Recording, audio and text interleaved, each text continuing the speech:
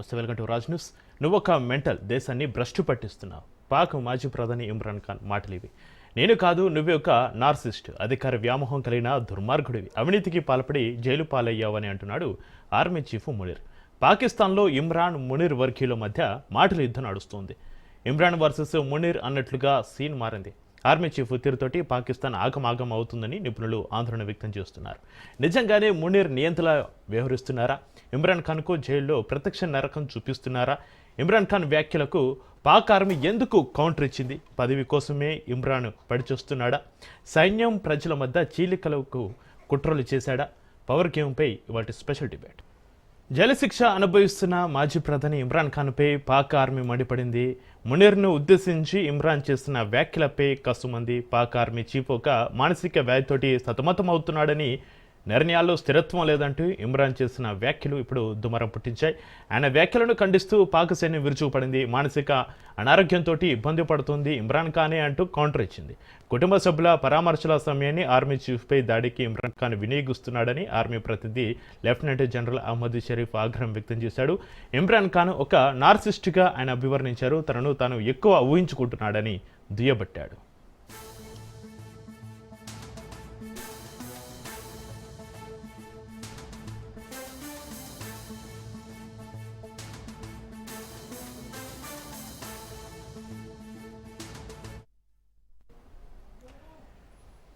ఇమ్రాన్కు political ambitions ఎక్కువయ్యాయని, తాను అధికారంలో లేకుంటే మరెవరూ ఉండకూడదన్నట్లుగా వివరిస్తున్నాడని లెఫ్టినెంట్ జనరల్ అహ్మద్ షరీఫ్ విమర్శించాడు. తనను జైలు కలిసిన వారితో సైన్యానికి వ్యతిరేకంగా ప్రచారం చేసేందుకు ఉపయోగిస్తున్నాడని షరీఫ్ ఆరోపించాడు.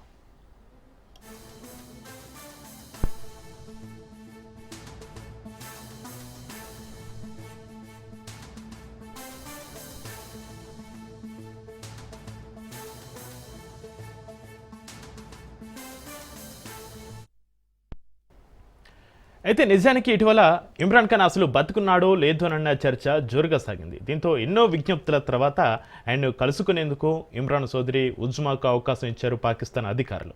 తాను జైల్లో మానసికంగా కుంగిపోతున్నానని, ఎందుకు కారణం ఆర్మీ చీఫ్ మునీర్ అంటూ సోదరితోటి bomb పేల్చాడు Imran.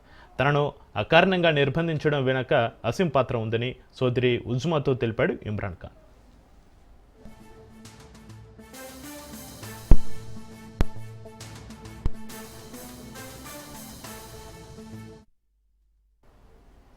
Army chief Munir మానసికంగా అస్థిరంగా ఉన్న వ్యక్తి అని, పాకిస్తాన్లో రాజ్యాంగం చట్టపాలన పూర్తిగా పతనం కావడానికి కారణమయ్యాడని ఇమ్రాన్ ఖాన్ ఆరోపించాడు. తనను తన భార్యను ఎలాంటి నేరాలు చేయకుండానే కల్పిత ఆరోపణలతోటి జైల్లో పెట్టారని, తనను ఒంటరిగా ఉంచారని, మానసిక ఒత్తిడికి గురి చేస్తున్నారని ఇమ్రాన్ ఆరోపించాడు. పీటీఐ పార్టీని పాకిస్తాన్లో లేకుండా చేసేందుకు ఆర్మీ చీఫ్ కుట్రలు చేస్తున్నాడని ఆ పార్టీ నేతలు మండిపడుతున్నారు. ఆ పార్టీ ప్రతినిధి జుల్ఫికర్ బుఖారీ మాట్లాడుతూ ఆవేదన వ్యక్తం చేశారు.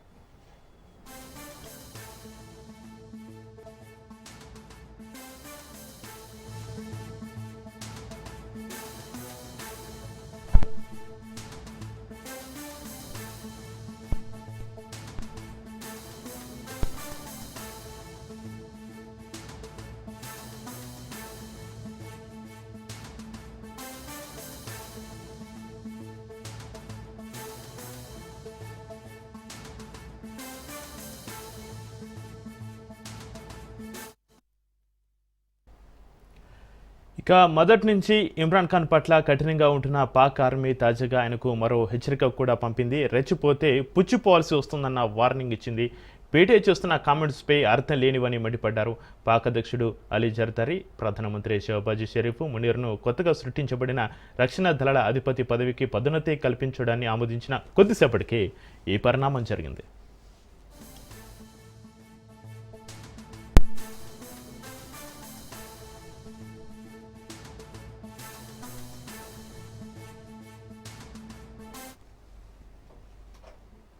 రైట్గా పాకిస్తాన్లో Imran versus Munir, army chief తీరుతోటి పాకిస్తాన్ భవిష్యత్తు ఏంటి అనే అంశంపైన చర్చిద్దాం. మనకు అందుబాటులో ఉన్నారు ప్రొఫెసర్ మురళీ మనోహర్ గారు, అనలిస్ట్. మురళీ మనోహర్ గారు, నమస్కారం అండి. నమస్తే అండి. నమస్తే మురళి గారు. ఇమ్రాన్ ఖాన్ ఆర్మీ చీఫ్ పైన మానసిక వ్యాధి ఆరోపణలు చేయడం వెనక గల వ్యూహాత్మక ఉద్దేశం ఏమిటి? జైల్లో ఉండి కూడా తన రాజకీయ ప్రాబల్యాన్ని నిలబెట్టుకోవడానికి ఈ వ్యాఖ్యలు ఎలా ఉపయోగపడతాయని ఆయన భావించి ఉండవచ్చు అంటారు? బహుశా ఆ, ఇమ్రాన్ ఖాన్ పాపులర్ లీడర్ ఇప్పటికి కూడా ఉమ్, ప్రజల్లో ఆ, ఇది ఉంది కనుక ఓ రకంగా ప్రజల దృష్టి ఆర్మీ పైకి మలిపాడు. ఉమ్, ఇదంతా కుట్ర. అంటే షహబాజ్ ఎవరైతే ప్రైమ్ మినిస్టర్ ప్రభుత్వం ఉందో ఆ ప్రభుత్వంలో బలం ఏం లేదు. ఆయన ఏం పెద్దగా నాకు పోటీ కాదు. మునీర్ అనేవాడే ఈ అన్ని కుట్రలు కుతంత్రాలకు అన్నిటికీ ఆయన కారణమని ప్రజలను ద్వారా ఆయనను టార్గెట్ చేస్తున్నాడు. ప్రజల దృష్టి అంతా కూడా మునీర్ పైన ఫోకస్ చేస్తున్నాడు. మునీర్ కూడా మీరు మరి ఈ మొత్తం డిబేట్ లో చూసినట్టయితే మునీర్ తన ప్రతినిధి ద్వారా ఆ మాట్లాడిస్తున్నాడు. అంటే ఆర్మీ తన ప్రతినిధితో మీడియా కాన్ఫరెన్సెస్ పెడుతుంది. పొలిటికల్ కాన్ఫరెన్సెస్ ఇది ఎక్కడైనా చూస్తామా మనము? ఉదాహరణకు రాహుల్ గాంధీని ఆర్మీ చీఫ్ తిడుతుంది అనుకుందాం, లేకపోతే విమర్శిస్తుంది అనుకుందాం. ఉమ్. ఆ అది ఎలా ఉంటుంది? మనం ఊహిస్తామా అసలు ప్రతిపక్ష నాయకుడిని ఆర్మీ చీఫ్ వచ్చేసి మాట్లాడడం? మీరు ఇక్కడ చూస్తున్నారు. ఇది ఇప్పుడు ఆర్మీ వైపు నుంచి ఒక ప్రతినిధి వచ్చి మాట్లాడుతున్నారు. ఆర్మీ పైన ఈ విధంగా మాట్లాడడం సరి అయింది కాదు, ఆ అనవసరమైనటువంటి ఆరోపణలు మోపుతున్నారు మీరు, ఆ మీరు ప్రజలను రెచ్చగొడుతున్నారు ఆర్మీ పైకి ఆ అనేటువంటి మాటలన్నీ వస్తున్నాయి. అవును. ఇవన్నీ ఇట్ ఈస్ డైరెక్ట్ ఫైట్ ఇవి బిట్వీన్ ద పాకిస్తాన్లోనే మునీర్. సాధ్యం, ఏ దేశంలో ఇలాంటివి సాధ్యం కాదు. ఏ సాధ్యం కాదు ఇది. Um, fight is between Munir army chief and Imran Khan. Um, అంటే ఇప్పుడు మునీర్ యొక్క స్థానం ఎక్కడుంది అంటే ప్రైమ్ మినిస్టర్ ను మించిపోయింది. ప్రైమ్ మినిస్టర్ బలహీనంగా కనిపిస్తున్నాడు. షబాజ్ షరీఫ్ అనే వాడు అసలు ఎక్కడ కనిపించడమే లేదు.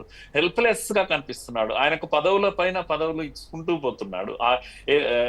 యుద్ధంలో గెలిచినా ఓడిపోయినా అదేం సంబంధం లేదు. ఓడినటువంటి ఆర్మీ అది కనుక అటు ఓడినటువంటి ఆర్మీ చీఫ్ కు పదవులు ఇచ్చాడు. ఇప్పుడు చివరకు ఏం చేశాడు అంటే ఆ మూడు సైన్యము, తర్వాత వైమానికము, నేవీ మూడింటిని కలిపి వాటికి chief defence, chief of the defence ఎట్లయితే మనం చేశామో మన ఉమ్. దగ్గర కూడా అలా చేశాము. ఆ, అలాంటి ఒక అత్యున్నతమైనటువంటి పదవిని కూడా అంటే టోటల్ గా ఆర్మీ ఆయన చేతిలో పెట్టేశారు. సో ఎంత పవర్ఫుల్ గా ఉన్నాడంటే ఇప్పుడు రాష్ట్రపతి పనికిరాడు, ప్రధానమంత్రి పనికిరాడు. అందుకే ఇప్పుడు రాజకీయాల్లో డైరెక్ట్ గా ఆర్మీ మాట్లాడుతూ ఉంది. ఆర్మీ చీఫ్ డైరెక్ట్ గా మాట్లాడకపోయినా ప్రతినిధితో మాట్లాడిస్తున్నారు. ఇది ఒక వింతైనటువంటి విషయం. ఇది పాకిస్తాన్ లోనే మనకు కనిపిస్తుంది. అవును. ఎవరిపైన మాట్లాడుతున్నారు?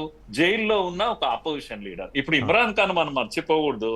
ఆ ఏదైతే ఆ తీర్మానం పెట్టిన తర్వాత 22లో అనుకుంటాను ఆయన పైన అవిశ్వాస తీర్మానం పెట్టి తొలగించారు కదా. తర్వాత కోర్టులో శిక్ష పడ్డది. ఆయన అవినీతిని రుజువైందని చెప్పేసి జైల్లో ఉన్నాడు. ఆయన ఇప్పుడు అపోజిషన్ లీడర్. ఎవరు? ఇమ్రాన్ ఖాన్. అవును. అలాంటి అపోజిషన్ లీడరు, జైల్లో ఉన్న అపోజిషన్ లీడర్ పైన ఆర్మీ చీఫ్ ఎందుకు మాట్లాడుతుందండి? నాకు అర్థం కాని విషయం. ఆర్మీ చీఫ్ కి ఏం పని అండి? ఇది ప్రభుత్వము, ప్రతిపక్ష నాయకుడు ఆయన. ప్రభుత్వము, షరీఫ్ ఉన్నాడు, షబాజ్ షరీఫ్ ఉన్నాడు. అంటే మురళి గారు, రాష్ట్రపతి ఇంతకుముందు అయితే మనం మాట్లాడకూడదు. చెప్పుకున్నట్టుగా ఇలాంటి పనికిమాలిన చర్యలను కూడా పాకిస్తాన్కే సాధ్యమవుతాయి. సాధ్యమవుతుంది. కనుక మనం వింతగా చూడాల్సిందే ఇదంతా కూడా. అవును. కనుక పిటిఐ అనేటువంటి దాన్ని ఏమంటాము, పాకిస్తాన్ తెహ్రీకే ఇన్సాఫ్ పార్టీ ఏదైతే ఇమ్రాన్ ఖాన్ పార్టీ ఉందో, ఈ పార్టీ ఇంకా ప్రజల్లో ఉంది, బలంగా ఉంది. అందుకని ఇప్పుడు ఆర్మీ ఏమంటుంది, మీరు అప్పట్లో కూడా రావల్పిండిలో మీరు మీ పిటిఐ ద్వారా మీ కార్యాలయాలపైన, ఏది సైన్యం యొక్క ఆర్మీ కార్యాలయాలపైన మీరు దాడులు చేసినటువంటి చరిత్ర మీకుంది. ఉమ్, ఇప్పుడు కూడా మీరు అదే పని చేయబోతున్నారు. ప్రజల్లో ఒక చీలిక తెచ్చే ప్రయత్నం చేస్తున్నారు. ప్రజలకు ఆర్మీకి మధ్య ఆ అగాధాన్ని సృష్టించే ప్రయత్నం చేస్తున్నారు. ప్రజలను ఆర్మీ నుంచి దూరంగా పంపడానికి, ఆర్మీ పైన వ్యతిరేకతను పెంచేటువంటి ప్రయత్నాలు చేస్తున్నారు. మీకు మాట్లాడే హక్కు నీకు ఉండొచ్చు కానీ, రాజ్యాంగం ఇచ్చే హక్కు మీకు ఉండొచ్చు కానీ, మీరు శృతి మించి మాట్లాడడానికి కూడా, దానికి కూడా హద్దులు ఉన్నాయని చెప్తుంది ఆర్మీ. ఉమ్, మీరు ఏం మాట్లాడుతున్నారు? మీరు మాట్లాడేది దేశ ద్రోహంగా ఉంది కనుక మీ మాటలకు కూడా హద్దులు ఉన్నాయి. మీకు ఏదో చచ్చాడా బ్రతికాడా అనే అనుమానాలన్నీ మీడియా ద్వారా ప్రజల మధ్యకు వచ్చినందుకు ఒక అవకాశం కలిగిస్తే దీన్ని మీరు ఆర్మీని నిందించడానికి, ఆర్మీ పైన బురద జరడానికి ఉపయోగిస్తారా మీరు అని ఏమంటాం, ఉల్టా దాడులు చేస్తా ఉంది. ఇప్పుడు ఆర్మీయే చాలా పెద్ద ప్రెస్ కాన్ఫరెన్స్ పెట్టి మాట్లాడుతూ ఉంది. ఆయన ఎక్కడన్నాడో కానీ మనకు తెలియదు. కానీ ఇప్పుడు ఆర్మీ యొక్క వ్యవహారము ఒక పొలిటికల్ లీడర్షిప్ తన చేతిలోకి తీసుకొని మాట్లాడుతున్నట్టు కనిపిస్తుంది కదండి మనకు. నాకు అనిపిస్తుంది అలా. అయితే మురళీ మనోహర్ గారు, ఇమ్రాన్ ఖాన్ను నార్సిస్టిక్గా అభివర్ణించడంలో, అదేవిధంగా మానసిక అనారోగ్యంతో ఇబ్బంది పడుతుంది ఇమ్రాన్ ఖాన్ అని కౌంటర్ ఇవ్వడంలో పాక్ ఆర్మీ యొక్క సమాచార యుద్ధ వ్యూహం ఏమిటి? ఈ విధంగా వ్యక్తిగత విమర్శలు చేయడం వల్ల ఆర్మీ ఇమేజ్పై ఎటువంటి ప్రభావం పడుతుందంటారు ఫ్యూచర్లో? తప్పకుండా. మునీర్ అనే వ్యక్తి తనను తాను ప్రొజెక్ట్ చేసుకుంటున్నాడు.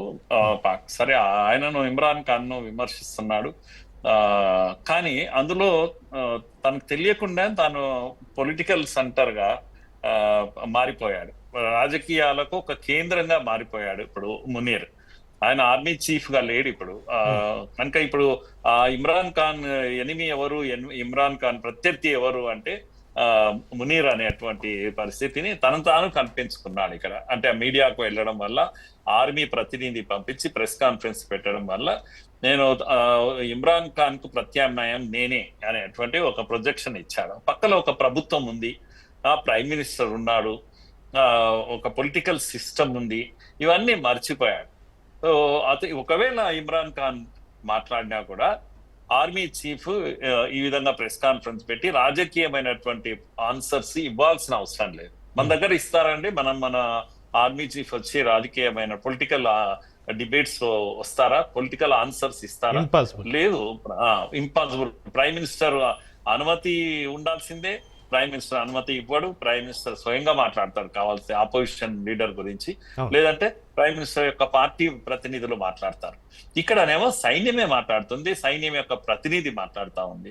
అందుకని మనం ఈ ఆటలో ఉన్నటువంటి మజా ఏంటి అంటే ఎవరు మానసిక రోగి ఇంతకు అనేది మనం తెలుసుకోవాల్సిన విషయం. ఎందుకంటే ఇమ్రాన్ ఖాన్ స్వయంగా తొలిసారి ఆయనకు మీడియా ముందర ఏదో మాట్లాడే అవకాశం వచ్చినప్పుడు సడన్ గా వాళ్ళ సిస్టర్ ఆయన చూడడానికి వచ్చింది, అంతే. ఆయనకు ఒక అవకాశం లభించింది, మీడియాతో 2 మాటలు చెప్పడానికి అవకాశం లభించింది.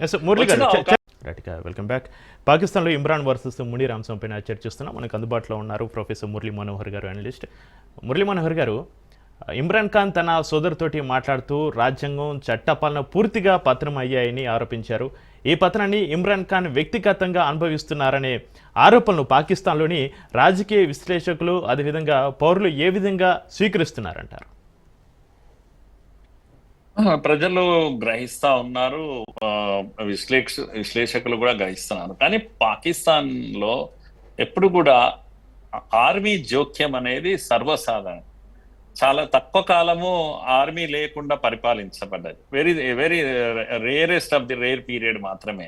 కనుక ఇప్పుడు మళ్ళా ఆర్మీ ఎంతో దూరం లేదు ఆర్మీ అధికారంలోకి రావడము, ఆర్మీనే పరిపాలనను కొనసాగించడం. ఇప్పుడు ఊరికే మొక్కుబడిగా షరీఫ్ ను వీళ్లను అడ్డం పెట్టుకొని ఊరికే మొక్కుబడిగా ఉంది. కానీ ఆల్మోస్ట్ మునీర్ ఎమర్జీ అయిపోయాడు. ఇక మనం కళ్ళ ముందు చూస్తాము, రేపు మాపో మునీర్ తనను తాను ప్రకటించుకుంటాడు, నేనే దేశ అధ్యక్షుడిని, నేనే ప్రైమ్ మినిస్టర్ను, అంతా నేనే అని ప్రకటించుకునే అవకాశం అటువంటి ఇవి కనిపిస్తున్నాయి మనకు,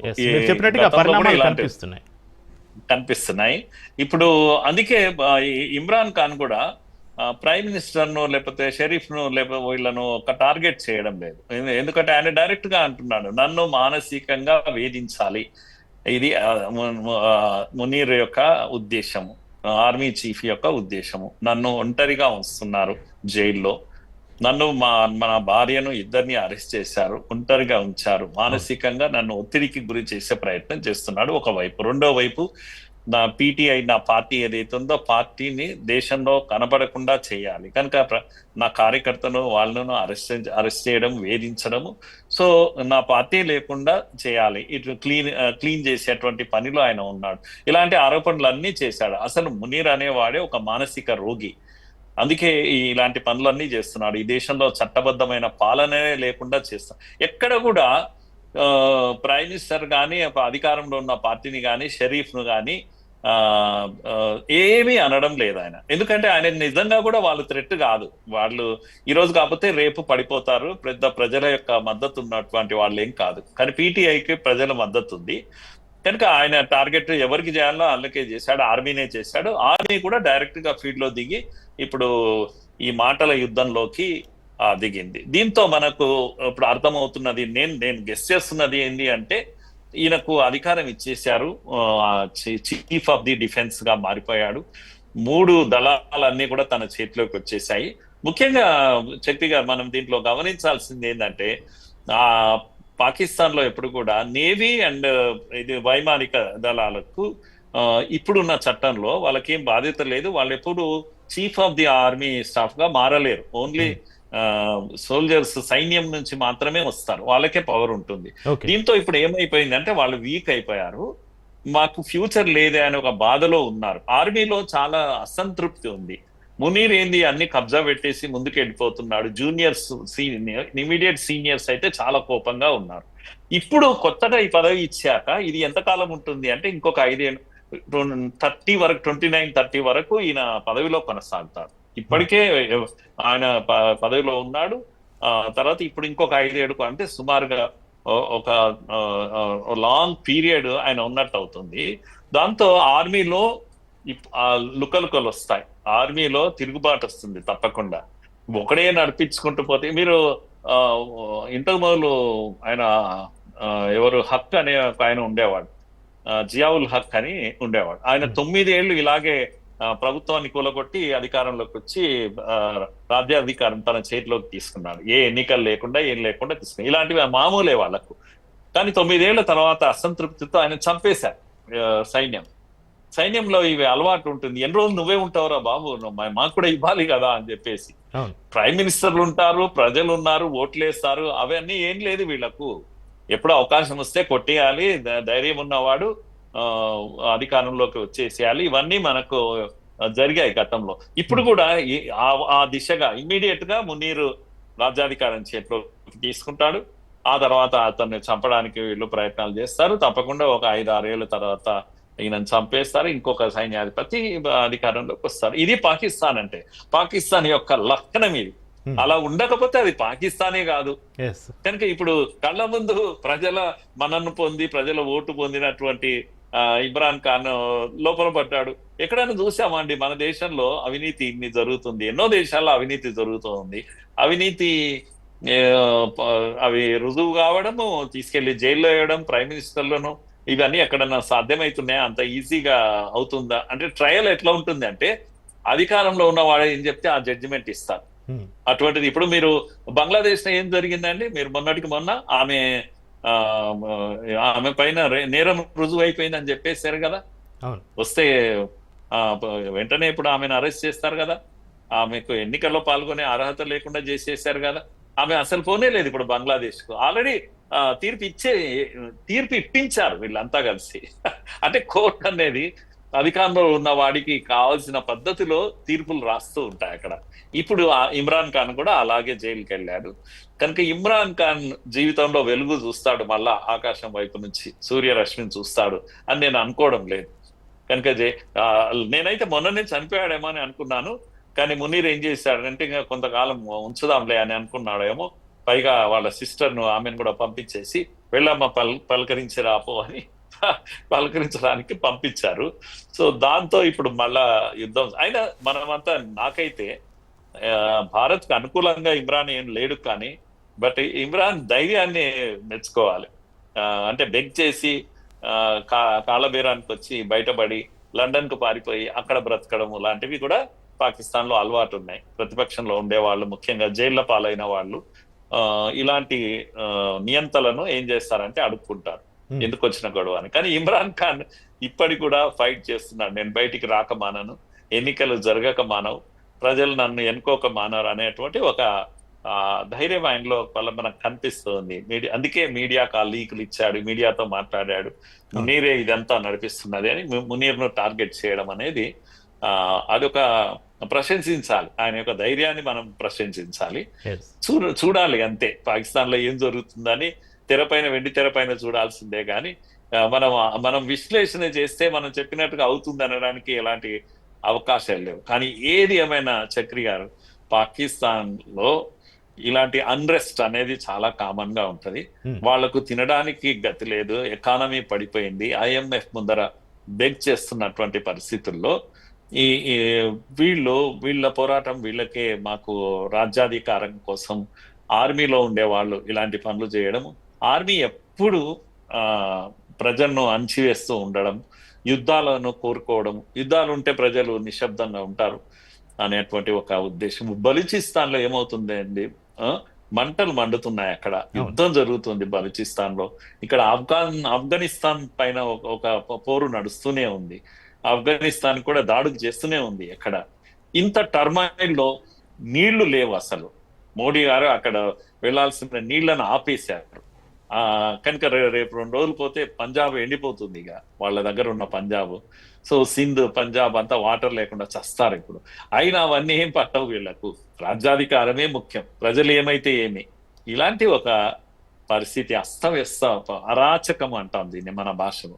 ఒక అరాచకం పాకిస్తాన్ లో ఉంటుంది. అయినా మన దగ్గర అప్పుడప్పుడు మన నాయకులు పాకిస్తానే బెటర్ ఉంది కదా, పాకిస్తాన్ ఎకానమీ బాగుంది కదా మనకన్నా అని కొందరు మాట్లాడుతుంటే అవును. నవ్వొస్తుంది. పాకిస్తాన్ లో వెళ్ళి మనం 10 రోజులు ఉంటే గానీ తెలియదు అది. ఎస్. అయితే సార్, ఇప్పుడు మురళి గారు పీటీఐ పార్టీని పాకిస్తాన్లో లేకుండా చేసేందుకు ఆర్మీ చీఫ్ కుట్రలు చేస్తున్నారని పీటీఐ నేతల ఆరోపణలు పాకిస్తాన్లో ప్రజాస్వామ్య సంస్థలు, అదేవిధంగా సైన్యం యొక్క రాజకీయ జోక్యం మధ్య గల సమకాలీన సంబంధాన్ని ఎలా ప్రతిబింబిస్తున్నాయంటారు? తప్పకుండా ఆ ప్రయత్నం జరుగుతుంది. అదేమి పెద్ద, అదేమంటాము, లేని ఆరోపణ చేయడం లేదు. ఆర్మీ ఆ పనిలో ఉంది, పీటీఐని క్లీన్ చేస్తుంది, ఆ దేశంలో ఉండకుండా అక్కడి కార్యకర్తలను అందరినీ జైల్లో పెట్టేసింది, ఇప్పటికే ముఖ్యమైన కార్యకర్తను. కానీ ప్రజల గుండెల్లో ఉంటుంది ఎప్పుడైనా ప్రేమ అనేది, అభిమానం అనేది. కనుక అది పోయేంత వరకు ఈ ఆర్మీకి ఇది చేత కాదు ఎప్పుడు కూడా. అంటే ప్రజల ప్రేమను జయించడం అనేది ఏ ఆర్మీ నాయకుడికి చేత కాదు. అది వాళ్ళకి తెలియని విద్య. వాళ్ళకి తెలిసిందంతా గన్ను పెట్టడమే తెలుసు, కానీ ఇది తెలియదు వాళ్ళకు. కాకపోతే భయం, పాకిస్తాన్ ఆర్మీకి ఇంకా అసలు అసాధ్యం, అసలే అసాధ్యం వాళ్ళకు. అదొక రాక్షసత్వం. కనుక ఓ రకంగా ఫైనల్ గా ఏంటంటే, మనకు ఆ దేశం యొక్క పతనం, ఆర్థిక పతనం ఏదైతుందో అది మన కళ్ళ ముందు చూస్తున్నాము. అందుకే మొన్న ఈ మధ్య రాజ్నాథ్ సింగ్ గారు మాట అన్నారు, గారు, మీరు చక్రి గారు, మీకు అదేమి సింధు తొందరలోనే సింధు ప్రాంతం కూడా భారత్ లో కలుస్తుంది అని ఒక విశ్వాసం. ఎందుకంటే సింధు ప్రాంతంలో భారత్ యొక్క సాంస్కృతిక అన్ని కూడా అక్కడ ఊడిపడుతుంటాయి. ఆల్మోస్ట్ భారతీయులాగా కనిపిస్తూ ఉంటారు వాళ్ళు. అదొక ఎక్స్పెక్టేషన్. రెండవది, పిఓకే కూడా తొందరలోనే అది భారత్ లో కలిసిపోతుంది. పిఓకేలు ఇప్పటికే ఉద్యమాలు స్టార్ట్ అయినాయి. మాకొద్దు బాబు, మీరు లేకుండా పోయింది, మేమేమో హాయిగా ఇండియాలో ఉండేవాళ్ళం, ఉండనివ్వలేదు, మేము జమ్మూ కాశ్మీర్ అసెంబ్లీలో ఒక భాగంగా ఉంటాం, ఇప్పటికీ మాకు అక్కడ సీట్లు ఉన్నాయి, మేము వెళ్తామని వాళ్ళు గొడవ చేస్తున్నారు. ఎందుకంటే పిఓకేని ఎక్స్ప్లాయిట్ చేస్తున్నారు వాళ్ళు. అక్కడ ఉన్న వనరులను అన్నిటిని కూడా పాకిస్తాన్ ఎక్స్ప్లాయిట్ చేస్తా ఉంది. కనుక టర్మాయిల్ ఉంది దాంట్లో, ఆ దేశంలో ఏ రాష్ట్రంలో కూడా ప్రశాంతత లేదు. హింస, విపరీతమైనటువంటి హింస, ధరలు ఆకాశానికి అంటాయి వాళ్ళకి. కనుక ఒక టీ తాగాలన్నా వాళ్ళకి చాలా కష్టంగా ఉంది, పెట్రోల్ వాళ్ళకి అందుబాటులో లేదు, రేటు. ఇవన్నిటిని చూసినప్పుడు ప్రజలు ఎంత బాధలు పడుతుంటారు. బహుశా నేను అనుకుంటా, ఎందుకు విడిపోయారనరా బాబు ఇండియాతో అని మొత్తం పాకిస్తాన్ యాజ్ ఎ నేషన్ కూడా అనుకునేటువంటి పరిస్థితులు ఉన్నాయి. ప్రజలు కూడా అక్కడ ప్రజలు తిరగబడే పరిస్థితులు వచ్చే రోజులు కూడా దగ్గరలోనే ఉన్నాయి. మురళీ మనోహర్ గారు, దగ్గరలో ఉన్నాయి.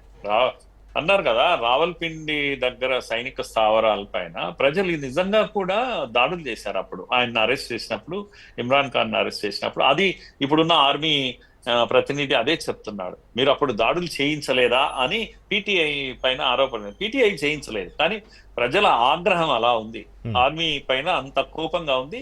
రావల్పిండిలో అనేక స్థావరాల పైన, ఆర్మీ పైన ప్రజలు వెళ్లి రాళ్లు రప్పలతో దాడులు చేశారు. అంత కోపంగా, ఆగ్రహంతో ఉన్నారు ఆర్మీ పైన. కనుక ఇది ఊరికే ఆయన అన్నమాట ఏం కాదు. ఆర్మీ అనేది ఒక దుర్మార్గమైంది ఇది అనేది ప్రజల్లో ఉంది. కనుక ఎప్పుడు తిరగబడతారో అనేటువంటి భయం కూడా ఆర్మీకే ఉంది. అవును. అయితే మురళి గారు, అసలు ఇక్కడ ఇమ్రాన్ ఖాన్ బతుకున్నాడో లేదో అనే చర్చ ఎందుకు జోరుగా సాగింది? దాని తర్వాత అధికారులు ఏం చేసి ఉండొచ్చు అంటారు?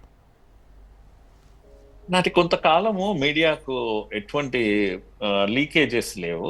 మీడియాకు ప్రయత్నం చేస్తే కూడా సమాచారం లేకుండా చేశారు. రెండవ పాయింట్ ఏంటంటే అసలు జైల్లో ఇమ్రాన్ ఖాన్ పెట్టిన తీరు చాలా, అంటే ఒంటరితనం అనేది ఒక పెద్ద శిక్ష.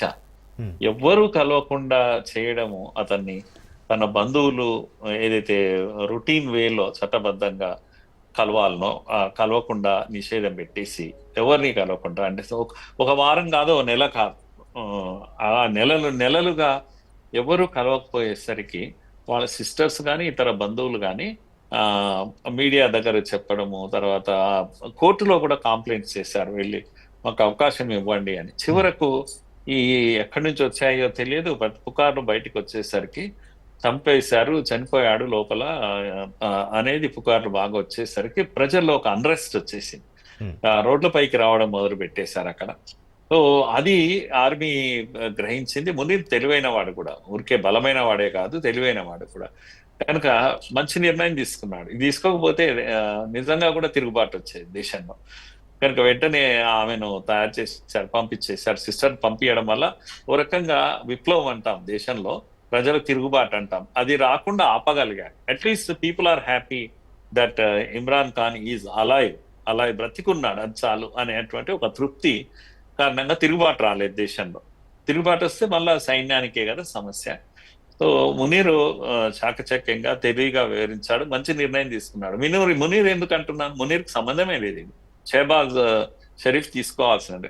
అదేమో చేతగాని ప్రభుత్వం, చేతగాని ప్రధానమంత్రి. మీరు చూసింటారు బయట అమెరికాకు వచ్చినప్పుడు కూడా ఎలా నిలబడతారు, బయట ఇంటర్నేషనల్ మీటింగ్స్ వచ్చినప్పుడు ఆ వెనకాల వెళ్ళి ఎవరో ఒక ఏంటి ఇన్స్టిట్యూట్ కాలేజీ అటెండర్ నిలబడతాడు పక్కకు ఆయనకు. ఎందుకంటే ఇది యాక్సిడెంటల్ గా అయ్యాడు ప్రైమ్ మినిస్టర్, ఆయన సత్తా లేనివాడు. అందుకని అన్నిట్లో ఎవరి జోక్యం కనిపిస్తుంది నిర్ణయాల్లో అంటే ఆర్మీదే కనిపిస్తుంది. ఆర్మీ నిర్ణయిస్తుంది, ఆర్మీ కలవాలన్నా వద్దా ఇమ్రాన్ ఖాన్ అని ఆర్మీ చెప్తుంది. ఎంత దారుణం అండి ప్రభుత్వం ఉన్నప్పుడు, ప్రైమ్ మినిస్టర్ ఉన్నప్పుడు. మరి ప్రైమ్ మినిస్టర్ దేని కొరకు ఇవన్నీ తమాషా చూడడానిక? కనుక బలహీనమైనటువంటి ప్రభుత్వం, బలమైనటువంటి army chief, notorious army chief. కనుక ఇప్పుడు మునీర్ యొక్క మనం ప్రోగ్రెస్ ను ఎప్పుడు చూస్తున్నాం చక్రి గారు, ఆయన ప్రగతిని మనము. పదవి తర్వాత పదవి అనేది, యుద్ధంలో ఓడిపోయిన వాడికి పదవులు అందించి, అవే కాకుండా తీవ్ర అమెరికా అధ్యక్షుడు దగ్గర వెళ్ళి ప్రైమ్ మినిస్టర్ పిలుస్తారు కానీ ఎక్కడైనా, లేకపోతే ఒక దేశం యొక్క అధ్యక్షుడిని పిలుస్తారు, రాష్ట్రపతిని పిలవాలి, ప్రధానమంత్రిని పిలవాలి డైనింగ్ భోజనాన్ని. కానీ ఎవరిని పిలిచాడు ట్రంప్? మునీర్ను పిలిచాడు.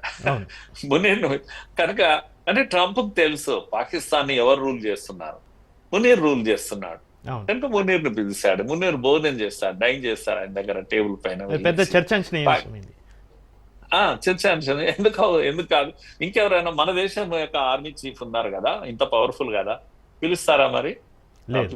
అది పెద్ద గందరగోళం అవుతుంది.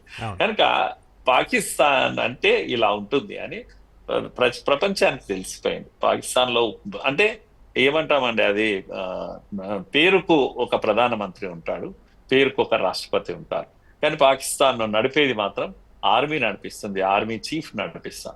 ఇది మనకు కళ్ళకు కొట్టించినట్టు కనిపిస్తుంది మనకు.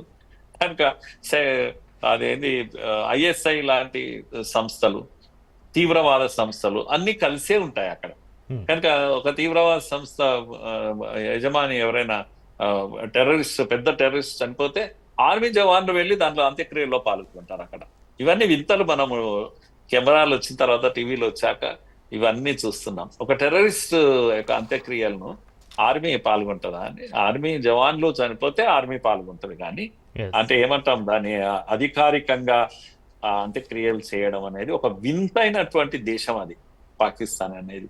మన దేశం నుంచి విడిపోయినా కూడా ఎంత వింతగా ఉంటుంది, ఎంత వింతగా అక్కడ వ్యవహారాలు ఉంటాయి. అదైనా సరే బంగ్లాదేశ్ అయినా సరే, బంగ్లాదేశ్ కూడా అంటే జెనెటికల్లీ రెండు ఒకటే కనుక వ్యవహారాలన్నీ అలాగే ఉంటాయి. 4 విద్యార్థులు వచ్చి రాళ్ళు కొడితే ప్రధానమంత్రి అక్కడ నుంచి పారిపోతుంది. వాళ్ళ దేశాన్ని రూల్ చేయడానికి పారాచూట్ డ్రాప్ అంటాం, పైనుంచి కింద పడేస్తారు, ఇగో వీడు వస్తాడు మిమ్మల్ని రూల్ చేస్తాడు పోండి అని. యూనస్ అనేవాడు వచ్చేసి రూల్ చేస్తా ఉన్నాడు. ఇవేమన్నా దేశాలా అండి? ఇవేమన్నా ప్రధానమంత్రులా? వీళ్ళ జాతీయ అధ్యక్షుల ఓట్లు జరుగుతాయా? ఇటువంటి దేశాలు ఇవి. చెప్పుకోవడానికి Yes. సిగ్గు అనిపిస్తుంది. మన నుంచి విడిపోయిన దేశాలు ఇవి. Mhm. విడిపోయిన మరుక్షణం నుంచి ఇస్లామిక్ రిపబ్లిక్ గా ప్రకటించుకున్నారు వాళ్ళు. అవును. కనుక ఎక్కడ ఉంది సెక్యులరిజం, ఎక్కడ ఉంది డెమోక్రసీ? ఇక్కడ మన దేశంలో ఇంతగా కొట్లాడుతున్నాం, డెమోక్రసీ పోయింది, సెక్యులరిజం పోయింది, అది పోయింది అని. మా పక్కలున్న పాకిస్తాన్ లో, బంగ్లాదేశ్ లో ఇవన్నీ ఎక్కడ, వాటి యొక్క ఆనవాళ్ళు కూడా లేవు కదా ఈరోజు. అవును. Yes, thank you. గుణపాఠాలు మనకు నేర్చుకోవాలి చక్రి గారు. ఇవన్నీ కూడా మనకే Yes. లెసన్స్ ఇవి. Yes, thank you Murali Manohar garu, మీ అభిప్రాయాన్ని పంచుకున్నందుకు. ఇది ఇవాళ స్పెషల్ Thanks, sir. డిబేట్. చూస్తూనే ఉండండి రాష్ట్ర న్యూస్.